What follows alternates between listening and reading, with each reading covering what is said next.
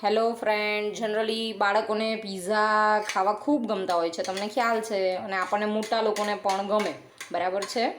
તો અત્યારે મારી ડોટરે કીધું કે મમ્મી પીઝા ખાવા છે, ચલો બહારથી લઈએ. મેં કીધું ના, એવું નથી કરવું.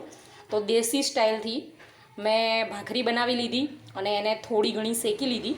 પછી એને ઘી મૂકીને બંને બાજુ શેકી લીધી. પછી ડુંગળી, ટામેટાં, કોબીજ પણ એડ કરી શકાય, પણ મેં ડુંગળી અને ટામેટાં, ઓરેગનો, ચીલી ફ્લેક્સ, મીઠું, બસ. અને મેં કેપ્સિકમ નથી નાખ્યા.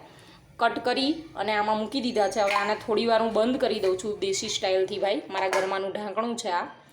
અને 2-3 મિનિટ રાખીશ. પછી થોડું એ આપણે જે સમારીને ઉપર નાખ્યું છે એ થોડું લાગે કે ભાઈ હવે ચડી ગયું છે, એટલે એને ખોલી લઈશું અને ઉપરથી ચીઝ છીણી લઈશું મસ્ત મજાનું, અને આપણે એને એન્જોય કરીશું.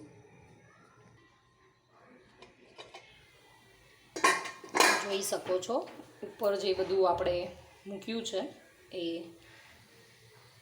ચડી ગયું છે. ધુમાડા પણ તમે જુઓ. અને હવે આપણે આ બધું જરા મેલ્ટ થઈ જાય ત્યાં સુધી રાખીએ અને પાછું ઢાંકી દઈએ. એટલે શું છે, છોકરાઓ ખાતા હોય ને તો આ બધું પડી ના જાય ઉપરથી. જનરલી આપણને એમને પણ છીનેરું ભાવે, પણ આ શું છે, બાળકો ખાતા હોય ને તો આ મેલ્ટ થઈ જાય ને ચીઝ, તો ખરી ના જાય બધું.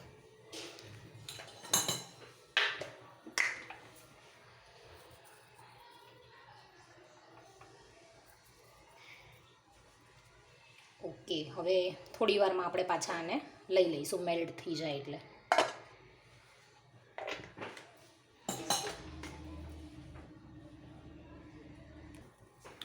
ચીઝ મેલ્ટ થઈ ગયું હશે, જોઈ શકો છો કે મેલ્ટ થઈ ગયું છે. હવે આને આપણે લઈ લઈએ છીએ પ્લેટમાં.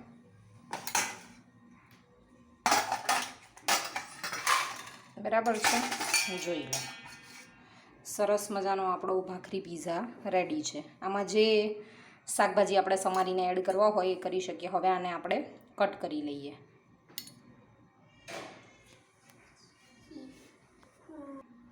કટ કરીને આપણે રેડી કરી લીધો છે આપણો ભાખરી પીઝા.